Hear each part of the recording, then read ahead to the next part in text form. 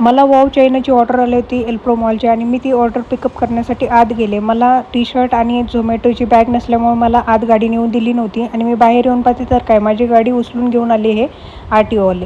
Hello, मी आहे सीमा आणि तुमचं पुन्हा एकदा स्वागत आहे माझ्या यूट्यूब चॅनलवरती. तर आजही मी 5 ते 12 या टायमिंगमध्ये डिलिव्हरी करणार आहे. त्यासाठी मी पहिले पेट्रोल भरून घेतलं. मला पहिली ऑर्डर आली होती इथली किचन आउटलेटची. ही ऑर्डर डिलिव्हर केली होती इथे. नंतर मला आईस्क्रीमची ऑर्डर डिलिव्हर केली होती मी ऐश्वर्यम जेमस्टोनमध्ये आणि ही ऑर्डर डिलिव्हर केल्यानंतर मला ऑर्डर आली होती मनी रामस इडलीची. ती ऑर्डर डिलिव्हर केल्यानंतर वॉव चायनाची ऑर्डर आली होती. ही ऑर्डर पिकअप करण्यासाठी मी आत मॉलमध्ये गेले होते आणि बाहेर येते तर पाहते काय माझी गाडीच नाही. गाडी उचलून आणली होती यांनी आर-टी-ओवाल्यांनी या एस्केप आर-टी-ओ ऑफिसमध्ये. माझ्यासारखीच आणखी 4-5 जणांची गाडी त्यांनी उचलून आणली होती.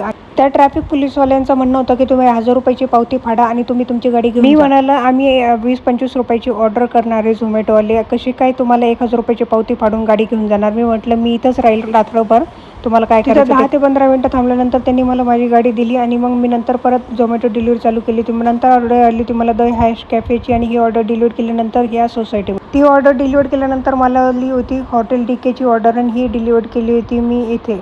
नंतर मला ऑर्डर आली होती इथली या हॉटेलची आणि ही ऑर्डर डिलिव्हर करायची होती मला जवळजवळ 6.5 किलोमीटर लांब.